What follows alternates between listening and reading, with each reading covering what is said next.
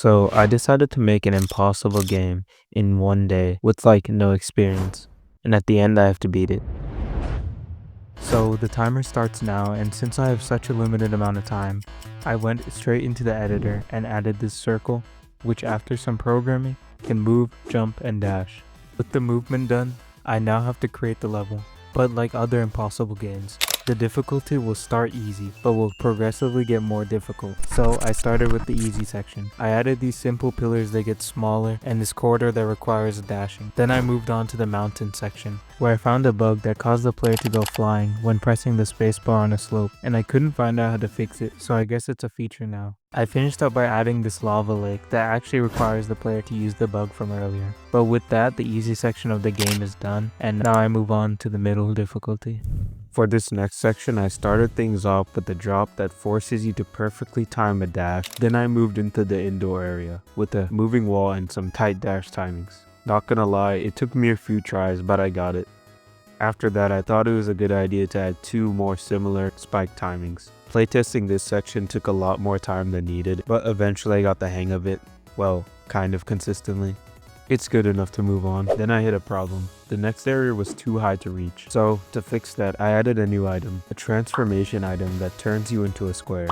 Not only does it make you look different, but it also changes how you move. The square can double jump, but it can't dash. And with the double jump unlocked, you can make it to the final section. Now that the player has unlocked the square, I can make the game more complex. For example, the first jump requires a perfect double jump so that you can dash through the gap. Next, I added a jump that requires an almost frame perfect jump to make it to the other side. And to finish the section, the player has to make it through this jump. At first, I didn't even know if the section was possible, but jumping at the last moment and dashing at the peak of the jump allows for the player to just barely survive.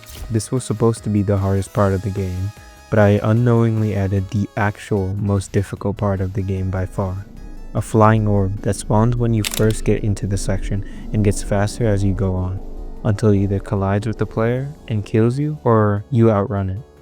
Although time was running out, I still needed to fix the fact that my game looked like a 4-year-old made it in Scratch. So I adjusted some of the post-processing sliders and changed the color palette, and now the game looks less bad.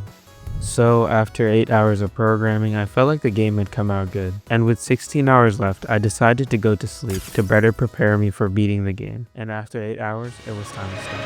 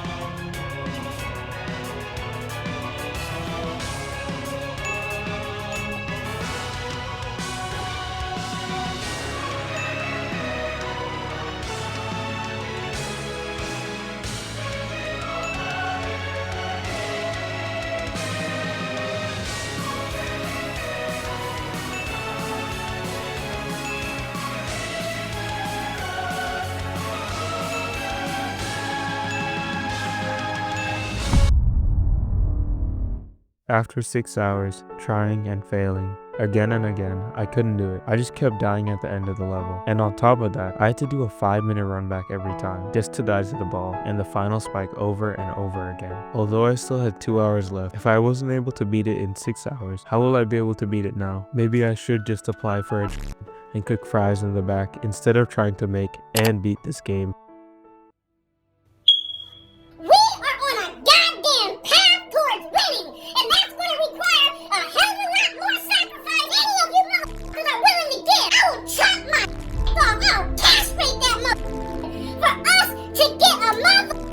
Cupcake.